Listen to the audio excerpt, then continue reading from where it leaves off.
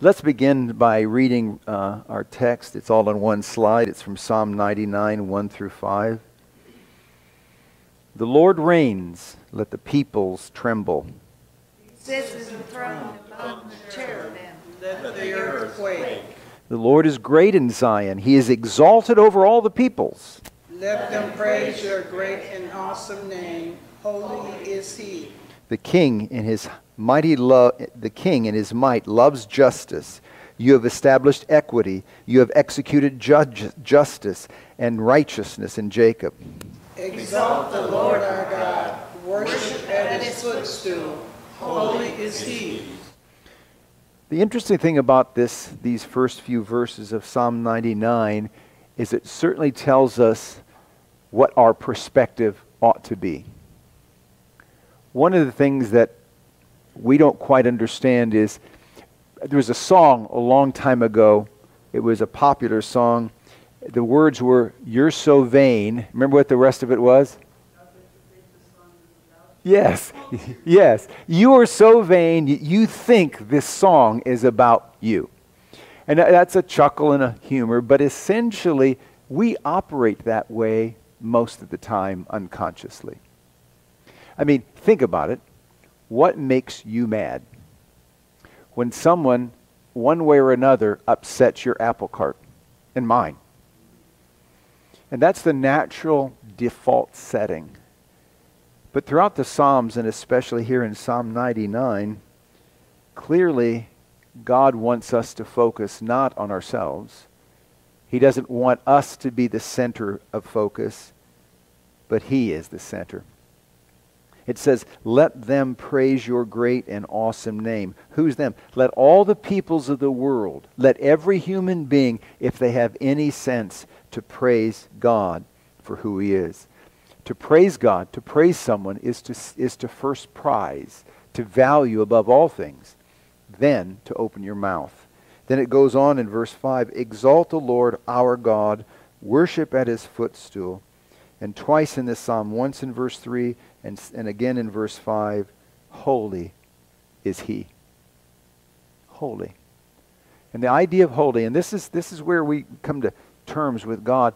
Holy is the idea that God is in a category all to Himself. He's not like us. He is, how many different people are there in the world? 6, 7 billion? How many people have ever lived? Oh, I don't know, maybe 10, 15 billion? I don't really know. A lot of people. But I'm one among that group of people. When it comes to God, that group, there's only one in it. He is altogether holy. He's altogether, in a sense, a big word, transcendent. He's above everything else. Now, that's not all there is to God, but He's not less than that. And one of the things you find out throughout the Psalms, regardless of the psalmist's trouble, sometimes the psalmist is just distraught. Sometimes the psalmist is being chased down by enemies. Sometimes the psalmist has been betrayed by his friends. You find every range and degree of emotion in the Psalms. But in all of those, you find a centering on God. God is the center of gravity. God is the center of the solar system of all things. And as we begin this morning, I just pray that God would grant us an understanding of that. And it is not a natural understanding. To be honest, I want me to be the focus of all you. And you know what you want? Yeah, I mean, I'm not alone in this. You say, oh, no, that's how we operate. But God says, no, God Himself, in His Son, through His Spirit, wants Himself to be the focus. And when that's the case, things are gloriously set right. So this morning we'll pray that God would just direct our minds and hearts to think and have affections directed in that way. Let's pray. Father, we are so thankful that You have not left us to ourselves, that You have not abandoned us, but that You have come to us in Your Son. You have spoken wonderfully in Your Word, and we are privileged And there is also grave responsibility that we are here to hear what you have to say. Just pray that you would guide and direct our thoughts, our ideas, our affections, and that you would clarify our thinking. Help us, Lord, as we sing your praises, that truly we will be singing them from a heart that prizes you. Bless and guide to that end in Jesus' name. Amen. If you would please stand for the reading of our text from Ezekiel chapter 4. These are the words of God for the people of God. And you, son of man, take a brick and lay it before you, and engrave on it a city, even Jerusalem. And put siege works against it, and build siege wall against it, and cast up a mound against it, set camps also against it, and plant battering rams against it all around. And you, take an iron griddle, and place it as an iron wall between you and the city, and set your face toward it, and let it be in the state of siege, and press the siege against it. This is a sign for the house of Israel. Then lie on your left side, and place the punishment of the house of Israel upon it. For the number of the days that you lie on it, you bear their punishment. For I assign to you a number of days, 390 days, equal to the number of the years of their judgment. So long shall you bear the punishment of the house of Israel. And when you have completed these, you shall lie down a second time, but on your right side, and bear the punishment of the house of Judah. 40 days I assign you, a day for each year, and you shall set your face toward the siege of Jerusalem, with your arm bared, and you shall prophesy against the city. And behold, I will place cords upon you, so that you cannot turn from one side to the other, till you have completed the days of your siege. And you take wheat and barley, beans and lentils, millet and emmer, and put them in a single vessel, and make your bread from them. During the number of the days that you lie on your side, 390 days, you shall eat it. And your food that you eat shall be by weight, 20 shekels a day. From day to day you shall eat it. And water you shall drink by measure, the 6th part of a hin. From day to day you shall drink. And you shall eat it as barley cake, and bake it in their sight on human dung. And the Lord said, Thus shall the people of Israel eat their bread unclean among the nations where I will drive them. Then I said, O Lord God, behold, I have never defiled myself from my youth up till now. I have never eaten what died of itself, or was torn by beasts, nor has tainted meat come into my mouth. Then he said to me, See, I assign to you cow's dung instead of human dung, on which you may prepare your bread. Moreover, he said to me, Son of man, behold, I will break the supply of bread in Jerusalem. They shall eat bread by weight with anxiety, and they shall drink water by measure and in dismay. And I will do this, that they may lack bread and water, and look at one another in dismay, and rot away because of their punishment. And God's people said, Amen. You may be seated, and let's pray. Dear Father, I pray that as we come to this hard text, a peculiar text, a strange text to us, that you would grant me the ability to speak clearly your word. That you would grant to all of us ears to hear what you have to say. That, Lord, we would leave today knowing that we've heard from you. I pray your blessing and guidance to that end in Christ's name. Amen. When we go through the Bible, and one of the things that I have tried for all the times I've preached is principally to preach through books of the Scriptures. And at times that's really fun to do. It's a pleasure. It's exciting. In some sense, it's relatively easy. But other times, as we come to the book of Ezekiel, this is a very difficult book.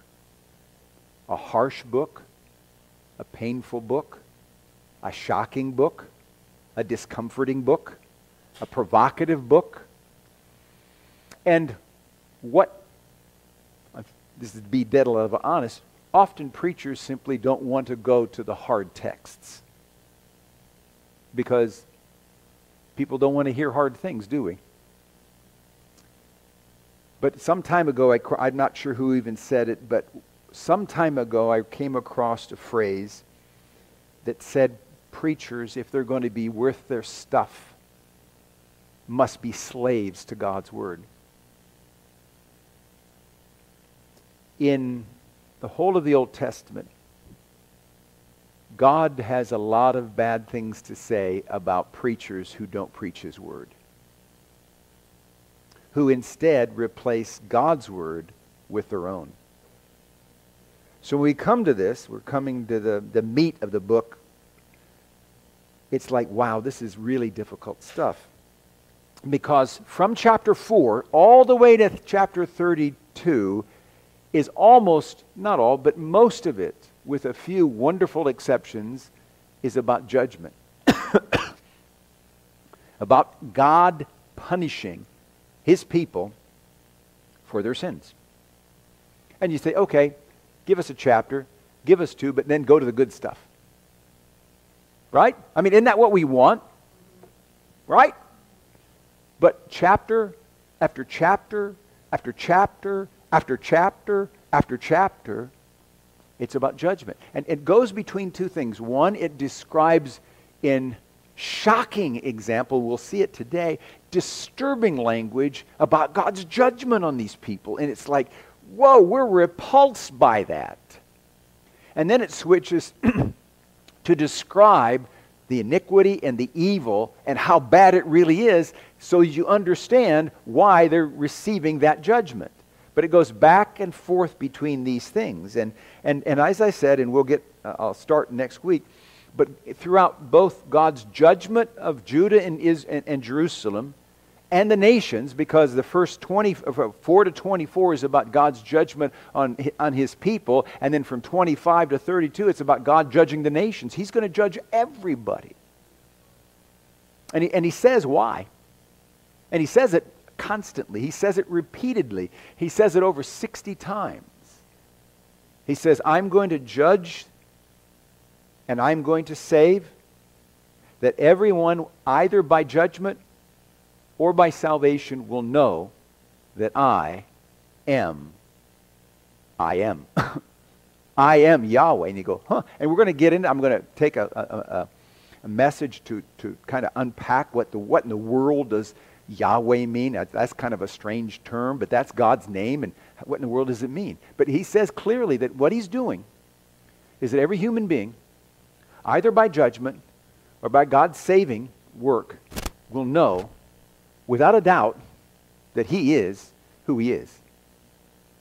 And so we're going to look at this. And I come to this book, and you say, okay, there's chapters that are just awesome. They're just encouraging chapters. They're wonderful chapters. They're exciting chapters. And then there's chapters like this one and the next one, and like, oh my word, chapter 16. Like, oh, okay, it's hard. But I will, by the grace of God, not rob you of what God says.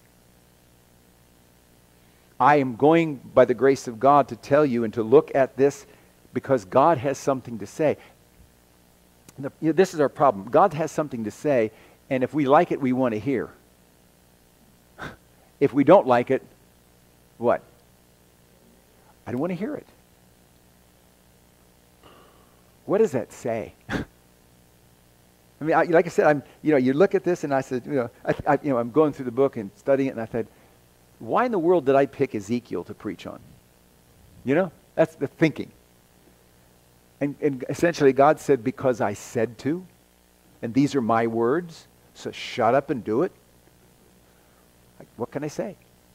This is God's word. So we're going to look at this, and this is, like I said, I am not for a moment saying this is real easy stuff, this is fun stuff, this is pleasurable stuff. This is really, really hard, and it's going to get harder. But we're going to see God in all this. Now I've entitled this section a Diorama of Judgment. You know what a diorama is? Yeah, okay. A lot of times you'd go to the museums and stuff, and they would have like little three-dimensional models of cities or something like that. Well, what we find here is God instructs Ezekiel to make a diorama of judgment. He begins in the first 3 verses by telling Ezekiel to take a brick and to basically lay it before you and engrave it on it a city. The brick probably is bricks are made of clay. Probably this is a brick that was unfired. So he could mold it. So God told him to basically take this brick and engrave on it lines and everything, so it is unmistakably a replica of the city of Jerusalem. Now he's doing this publicly. And mind you, here's this prophet, okay? He comes out, he's got a brick in his hand. And all of a sudden he comes, what would you do if I came to church with a brick in my hand? What do you think? What's the purpose? What's going on here, right? So then I lay this brick down, I take out some tools, and I start shaping it into something. So what are you going to start doing? You think I lost my mind, but I already have. What are you going to start doing? What in the world are you doing? So here's Ezekiel, comes out, he does this. He makes this brick, engraves it, makes it look like the city of Jerusalem, and labels it such. This is Jerusalem. So if they didn't get his, maybe I don't know how good of an artist he was, but if they didn't get his art right, he says, this is Jerusalem. Okay, so the people by now come out and they're looking, and probably what happens, a crowd gathers.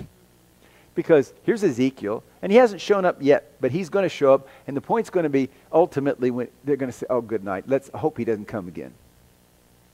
So anyhow, he gets there, he makes the model with this brick, and then God says to him, now, I want you to make war against this brick. Yeah, like I said, who'd want to be Ezekiel? So he builds ramps and siege works, and he builds rams and all the kinds of things that would engage that a city being sieged by another country would look like. And this is detailed. And this is carefully done. And then he has all around it encampments. Now, when I was a little kid, I had the plastic soldiers. Okay, I like the plastic soldiers. Now, he didn't have plastic soldiers. I don't know how he did it, but he had camps all around. So here's this diorama right in front of the people of Israel, and you see the city of Jerusalem. You see all these siege ramps coming up against it. You see everything camped around it. You see these little battering rams, beating there, and they're just scratching their head. What in the world's going on here? And then he adds to it. So he's doing all this. Everybody's watching. He takes this big iron griddle or iron plate and puts it down between the city and himself. They're scratching their head. What in the world's going on here? Well, what you're seeing demonstrated in this little model is what is actually going to take place to the city of Jerusalem in a few years. 3 separate times the nation Babylon attacked the city. In 605, 597, and 586. Roughly, this is about 5 years after the second invasion, where Ezekiel was actually taken into captivity. Now, it already withstood 2 attacks by the Babylonians. And you can read the book of Jeremiah, and one of the things that the people of Israel had is we're okay. This is the city of God, and we've got the temple. We're safe. We have a talisman. Nothing. God's not going to let the city fall, because in the middle of the city, we have the temple. In Jeremiah 7:4, I think it is, the people say, the temple of God, the temple of God, the temple of God. We're safe. Well, God's telling these people, no, you're not. A siege is coming, and you see it before you. And this iron wall, this iron girdle, is probably a picture of this, and we'll see this fleshed out in greater detail, is that essentially God has cut himself off from the people. No matter what they cry out, God has put an iron wall between them and himself. In, I think it's chapter 15, God says, if Daniel or Job or I can't remember the third one, Daniel, Job, somebody else would pray for your protection and your deliverance, I'm not going to hear. It's a scary thing. So here are the people, and they're watching. And this is disturbing, because essentially in miniature, he's telling these people of the judgment to come. The city is going to be destroyed. Well, it doesn't stop there. He goes on with another illustration. In verse 14, God begins to tell Ezekiel to start really doing strange things. It was odd, mind you, that he made this little diorama of the siege of Jerusalem. Okay? But God now instructs him to do what? For 390 days to do what? Lay on his side. Lay on his left side. And then for the next 40 days to do what? Lay on his right side. Okay? And it's clearly that he is basically constrained to do that. Now, I don't think, and nobody thinks, he didn't do this 24/7. He came out and he did this for a period of time to make a demonstration, and he went back home. But nonetheless, here's the people. Here's the little Ezekiel diorama of judgment. Ezekiel comes out the next day after he's finished this. He lays down his left side. Okay? They wonder. He comes out the next day, and what? He comes out the next day, and the next day. For 390 days, he lies on his side. Now, okay, you know what's going on here? God is pulling out all the stops to get the attention of the people. He is essentially really making Ezekiel's life extremely hard in order that the people would be awake to what's coming. And he will do a whole bunch of things throughout this whole book. Public theater, street theater, allegories, illustrations, in order to communicate what is certain. And he does this, and so for 390 plus 40 days, he comes out and he lies down. It doesn't say even says anything. He just might come out, lie down on his left side, facing the city for who knows, maybe an hour, maybe a whole, most of the day, I don't know, and gets up and goes back home. Next day he comes, does the same thing. And the idea is anybody in their right mind would say, what? Either he's crazy or what? God's trying to say something. And God, as I said, pulling out all the stops. In this, you see that what happens in this is Ezekiel becomes two things. He actually has a double picture, or if you will, a double duty. In one sense, he's the accuser. Up in the first part, it says that set your face toward it. He actually is pictured as God, setting his face toward the city in judgment. Throughout this next section, he's presenting himself, or God is presenting him as, in some sense, one who points out the why behind what's coming. God doesn't do this capriciously. In Exodus, Moses said, God, I want to see your glory. God unveils himself.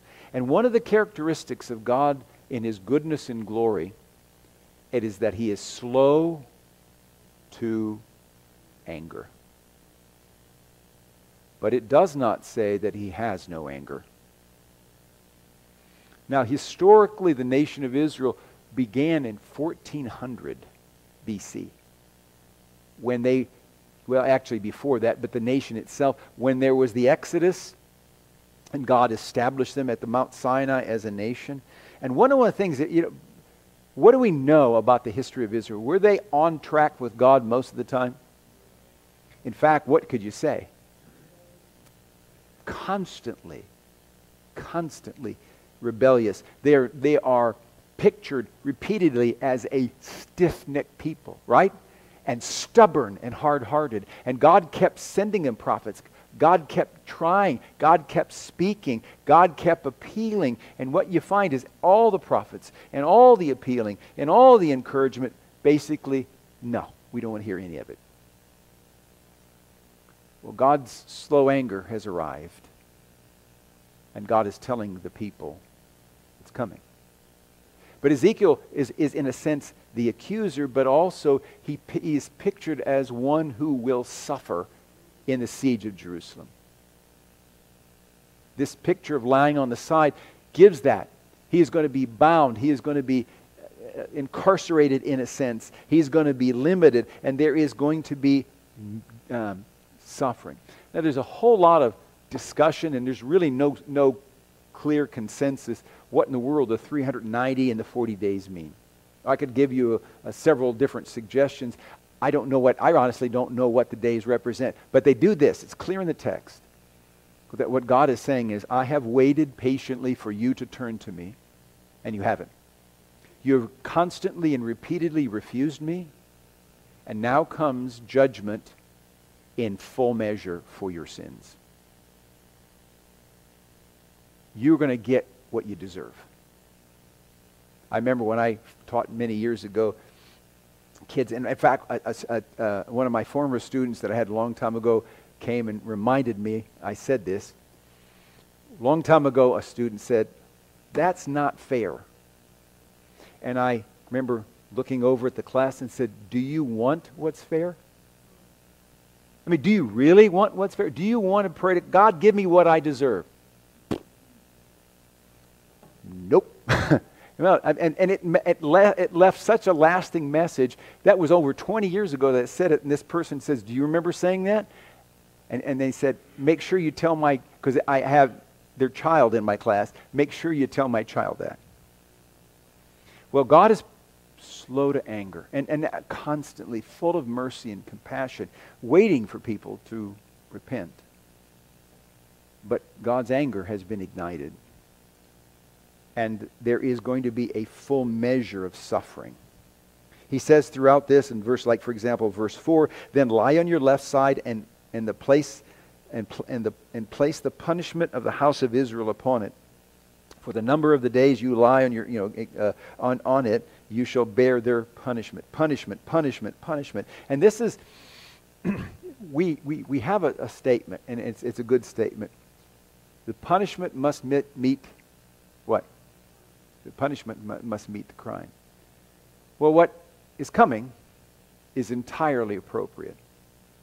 It is entirely just, for the people have resisted. In fact, when we get next week into chapter 5, this is what God says. He says to his people, it's really bothersome to me. The nations around you are better than you are. They are more obedient, in a sense, to the general laws of God in nature than you are. You've had it all, and you thumb your nose at me. Judgment is coming. It is coming in a very harsh way. He also says, and it's interesting, you don't see it in English, but the word punishment and the word iniquity are exactly the same in Hebrew. Exactly the same word. And sometimes it's talking about punishment, sometimes it's talking about iniquity, and these are connected. What it's saying is this: punishment is the consequence of iniquity. And iniquity communicates the idea of more than simply committing a crime. It's more than guilt. It is guilt and filth. These people had so broken God's law, so resisted him at every course, that they were going to suffer and they were going to be judged because of their iniquity. And so you see, every time you see the word punishment in this chapter, you could also substitute or change it to iniquity and back and forth, because that's what he's saying. He's saying to the people of Israel, this is what you deserve. I have postponed my judgment for centuries. And instead of taking advantage of that, you've stiff-armed me every single time. The point of no return has come. The siege is going to be in just a few years. And what Ezekiel is doing for the people in Babylon, and also the news gets back to the people in Jerusalem, this is serious. There's no turning back. And there is going to be immense suffering that comes by. The third point is the despair of the city foretold. So here's Ezekiel, and not only does he have to lay on his left side, then his right side, but his food intake and his water intake is restricted. First, he says, okay, take all this stuff and put it in a pot, stir it up. You're going to make bread from that. And looking at the various things, this would not be the best bread mix. You know, you can go to places and you get artisan mix and you can get 7 grains and it's really fine and all that and make wonder. This is cheap stuff. This is barely edible. It is edible, but it's barely edible. He says, this is what you're going to eat. And it's going to be cooked on human dung. And the picture is of what's going to happen in the future to these people in Jerusalem. And your water is going to be restricted. And in fact, he says they will eat bread with anxiety. And essentially, converting from the Hebrew to English, that's about 20 ounces of bread a day. That would be his only food. Nothing else. Remember the old adage, bread and water? That's exactly what he's eating. Bread and water. Because there's going to be such a shortage in Jerusalem. Because the moment Babylon comes, the first thing they do is surround the city and let nothing in. So the only thing that's left, the only thing that people survive on is what is in the city. And that quickly disappears as people use it. So in the future, the bread will be rationed to 20 ounces. Okay, 20 ounces of bread. Okay, that's okay, but I'm going to have a pork chop here and a baked potato here and some green beans there. No, that's it. Try eating this. Try eating this for 390 plus 40 days. Try that. Now, then you get to drink 20 ounces of water a day. 21 ounces. Now, doctors always tell us we're supposed to drink more water, right? How much are you supposed to drink a day? Okay, 8 glasses. 8 times 8 is?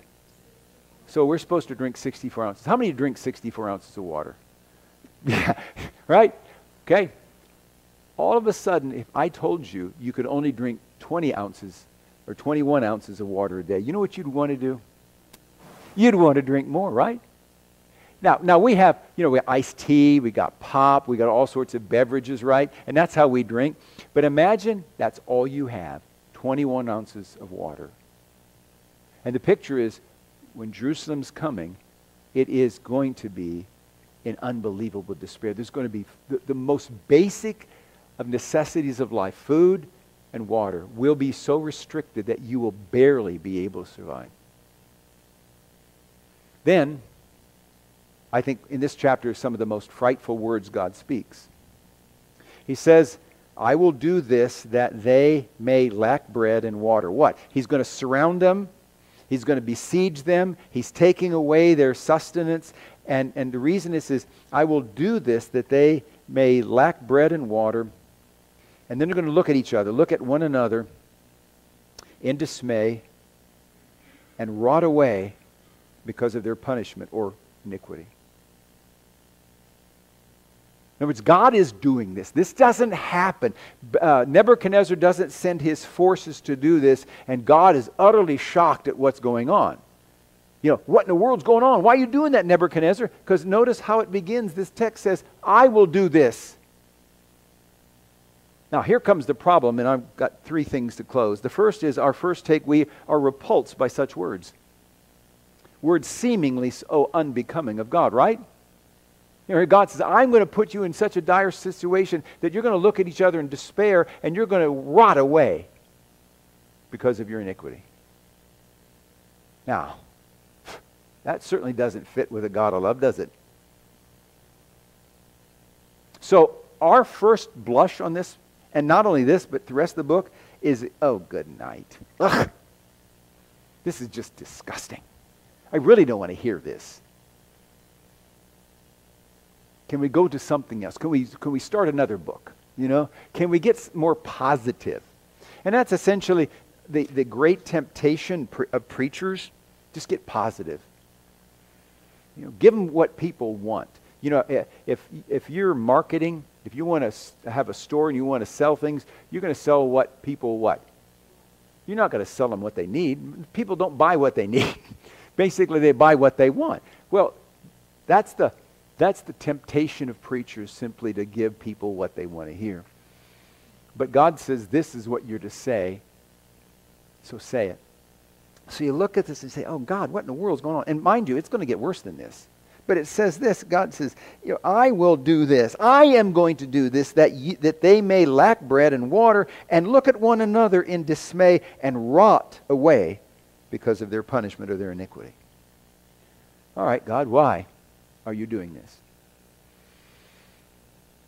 Here's the point that we will hopefully understand as we work our way through this. This is the point that the Lord is setting before us, something that we are so reluctant to see and grasp, but that we must come to terms with. We think sin and iniquity is a small thing. We don't really think it's all that bad. Now, there are bad things. Mind you, I understand that. I heard this, and I thought this could not be the case, but it happened someplace in California.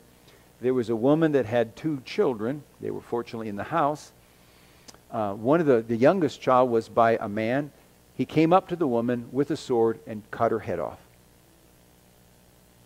In broad daylight, 11:30 in the morning, just whacked her head off. Now, that's infuriating, isn't it?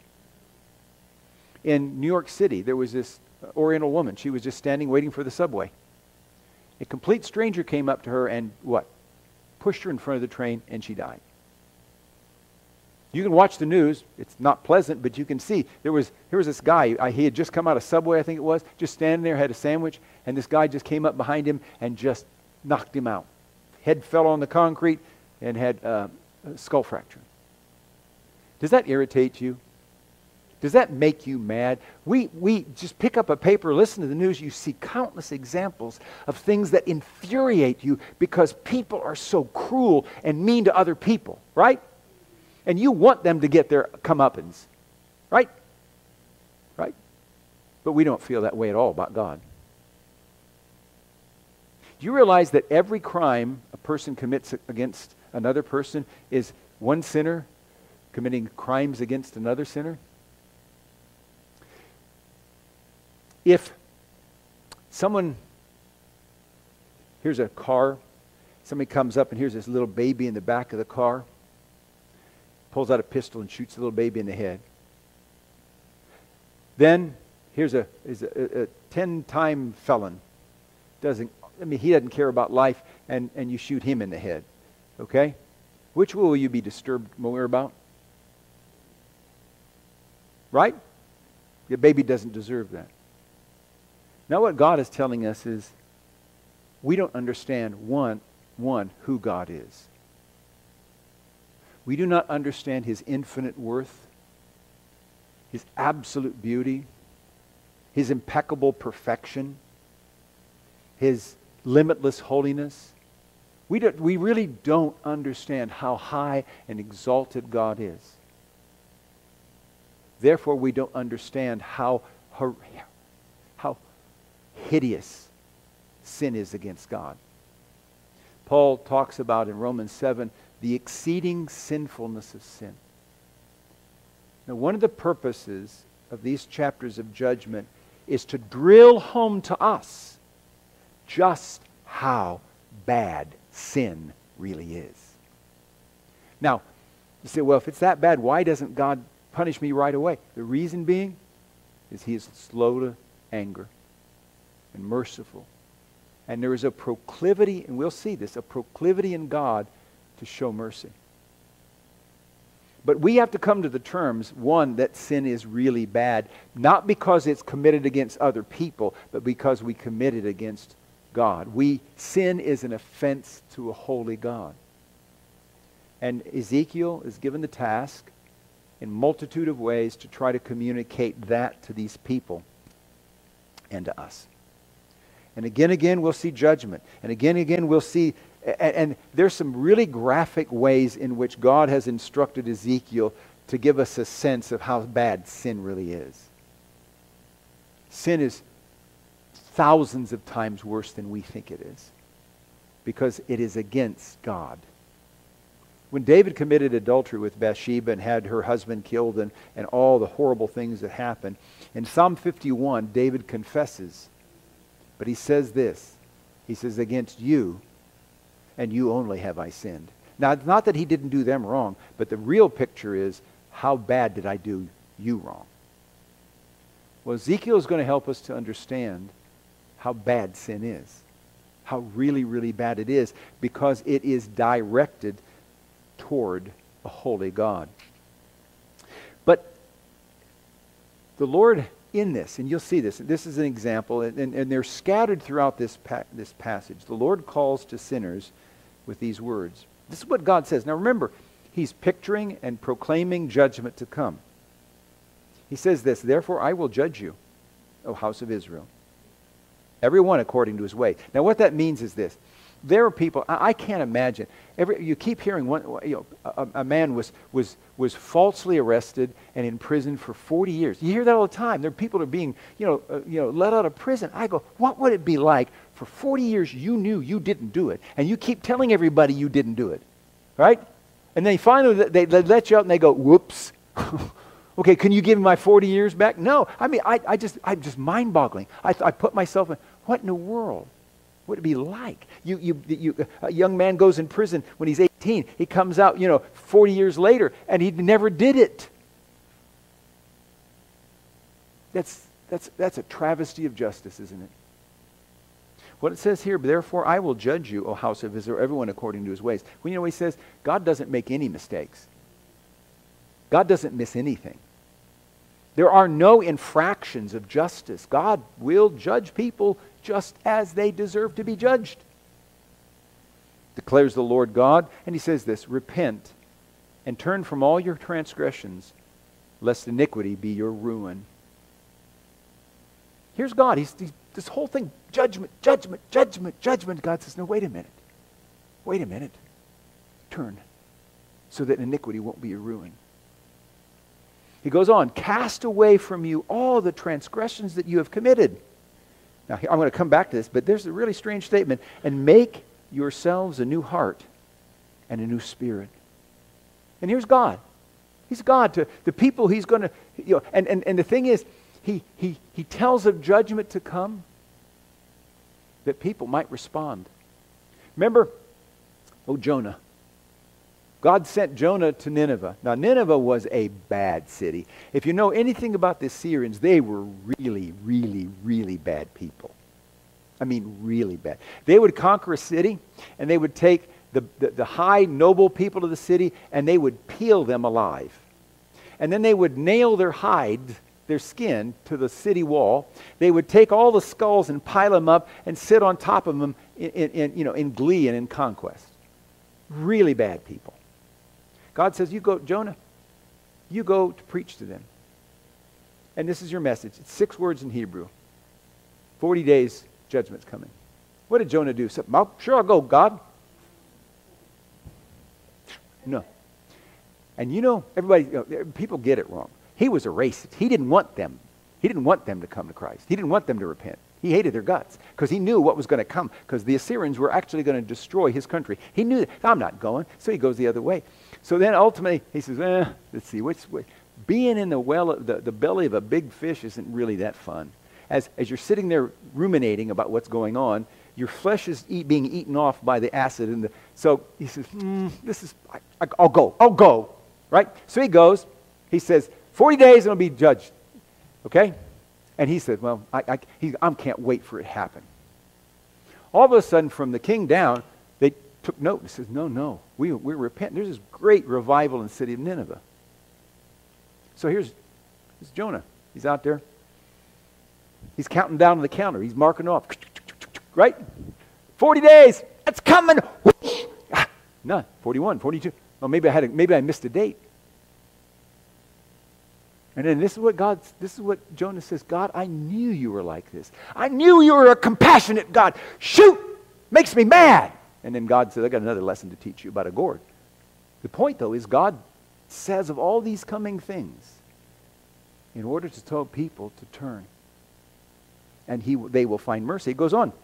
He says, why will you die, O house of Israel? For I have no pleasure in the death of anyone, declares the Lord God. So turn and live. And that's what this whole book is about. Turn and live. Turn away from your sin. Now the real strange thing is this. He says in the middle of this paragraph, and make yourselves a new heart and a new spirit. What he's saying is this. This is not something superficial. This is not a change in behavior. Most religion is a change in behavior.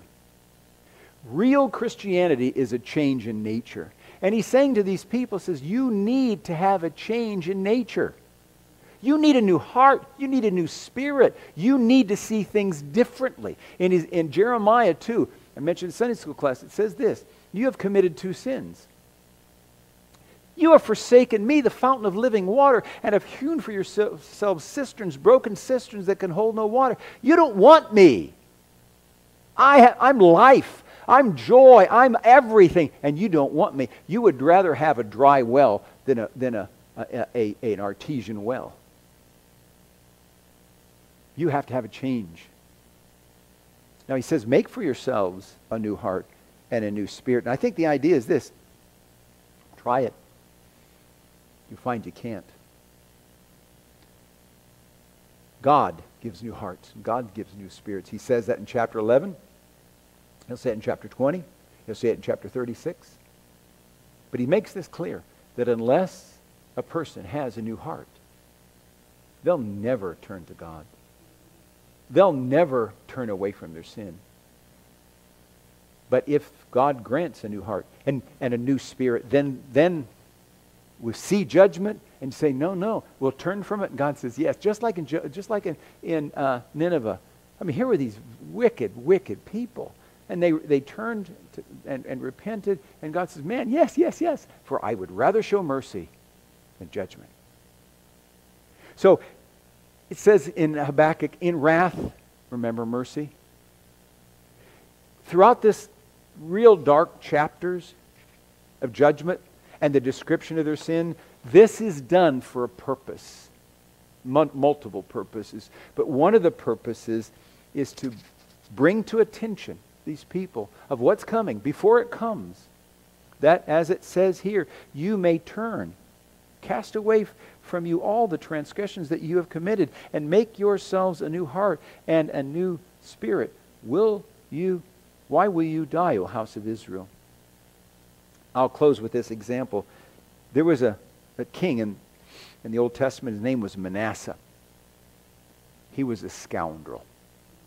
He was a bad guy. To give you an example how bad he was, at that time, in some of the religions, especially Moloch, to give an offering to worship the god, you had to basically have one of your children burn alive. Now, he was the king. He had a harem. He had a whole bunch of kids. He was burning his own children to the worship of Molech. And tradition says that they had a statue of Molech. Its arms were outreached. There was a fire here, and they would put the baby, and the baby would just simply roll in the fire and burn up. How horrible and disgusting. And it goes on, and it says that Manasseh was worse than all the people around him. He made the nations blush with his iniquity. And God took him out back into Babylon, into captivity, and caused him all sorts of pain. And here, in captivity, in a sense, it's like the prodigal came to his senses. Says, God, is there mercy for me? Is there any hope for me? And God says, of course there is. That's the amazing thing about God. There is hope. There is mercy. There is grace. offered to sinners. That's why Jesus said, come unto me, all you that labor and are heavy laden, I will give you rest. It says in John 6, it says, all who come to me, I will not cast off. But you don't know who I am. Oh, yes, I do. Come on. Now, this is serious stuff. God will judge this people. But in the midst of the judgment, he offers to all sinners, if they will turn to him, full welcome. Full welcome. Now, we're going to sing a song, we know it, In Christ Alone. You say, okay, so God ignores my sins? No, not at all. If you turn there, find it, there's a line, and the reason I picked the line, or the song, is because this line, got to find it real quick. Let's see.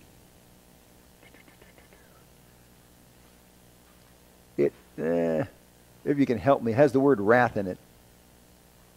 I thought I could find it real easy, but if all we do it, we can find it. What stands it in?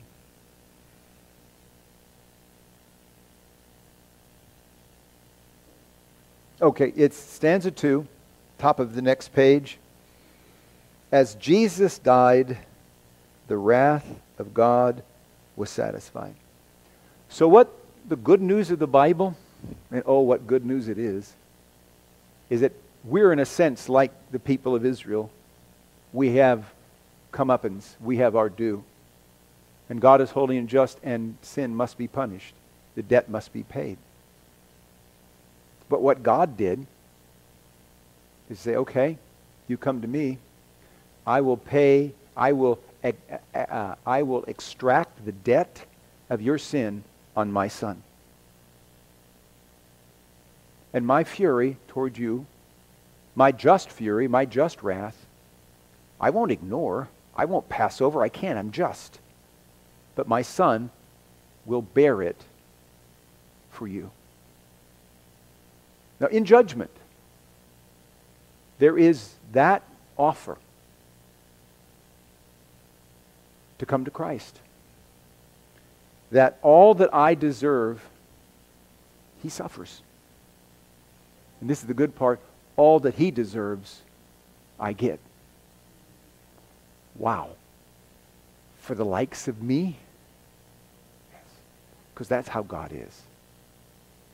So we're going to keep working our way through the book of Ezekiel, and it will get sometimes darker and more deeper in the muck and mire. But I will constantly bring you back that this is a purpose and a design. If you persist in your way, you will receive the full fury of God's wrath. But there is a way which God has provided that all that we owe him because of our sins, Christ paid. That's the good news of the gospel. And in a real sense, the book of Ezekiel sets the stage for that. And we'll see that as we work our way along. It indeed is a fearful thing to fall in the hands of a living God. Your wrath and fury are real, and they are entirely justifiable. We deserve death. The wages of sin is death. That's what I deserve. But you are God who abounds in steadfast love, grace, and mercy, and who even in the proclamation of coming judgment, in the midst of it, the offer is made. And the question is asked to us, why will you perish? Why will we turn away and refuse the Son? I thank you, Lord, that many years ago you were gracious that I did not refuse your Son. And truly, he is all the difference. Lord, we'll be going through the book of Ezekiel, and it's just going to get harder and harder. But in it and through it, the constant reminder and the call and the offer of the glorious grace of Christ. I pray you would bless and guide and encourage us now in Jesus' name. Amen.